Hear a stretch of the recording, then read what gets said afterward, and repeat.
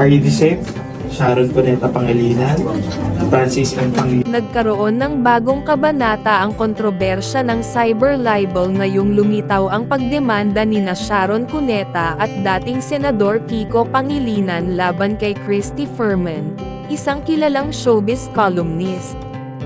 Sa isang Instagram post ni Nelson Canlas, isang entertainment reporter, ibinalita na nagtungo ang mag-asawa sa Makati City Prosecutor's Office upang magsampa ng reklamo.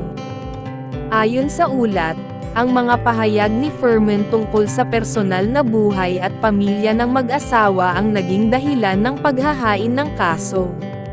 Former Senator Francis Kiko Pangilinan and his wife, actress Sharon Cuneta filed cyber libel charges before the Makati City Prosecutor's Office against showbiz columnist and host Christy Fermin for broadcasting baseless and malicious statements regarding their personal and family affairs.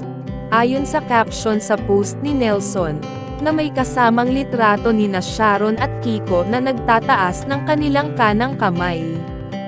Hindi lamang sina Sharon at Kiko ang nagtungo sa korte upang magsampa ng kaso laban kay Fermin.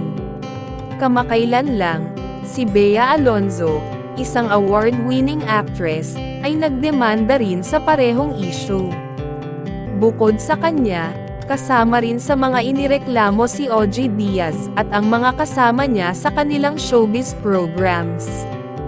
Isang hindi pinangalanang netizen din ang idinmanda ni Bea Alonzo, na umano'y nagbigay ng mga pahayag tungkol sa personal na buhay ng aktres. Ayon sa mga ulat, isa sa mga isyu na isinampa ni Bea ay ang ulat na hindi siya nagbabayad ng buwis.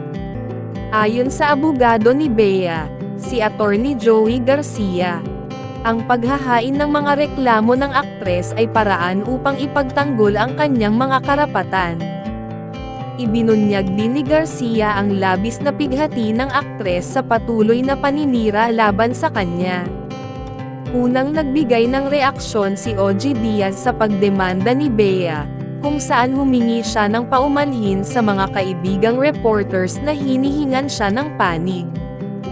Samantalang, si Nanay Christy Fermin ay hindi pa rin nagbibigay ng pahayag hinggil sa bagong kaso na isinampa laban sa kanya. Sa huli, ang isyu ng cyber libel na ito ay patuloy na nagbibigay diin sa kahalagahan ng paggalang sa karapatan ng bawat isa sa online space, pati na rin sa responsibilidad ng mga nasa media industry na magbigay ng tama at wastong impormasyon. Agdag pa rito, ang kasong cyber libel na ito ay nagtutulak sa pag-uusap tungkol sa pagiging responsable sa paggamit ng social media at iba pang online platforms.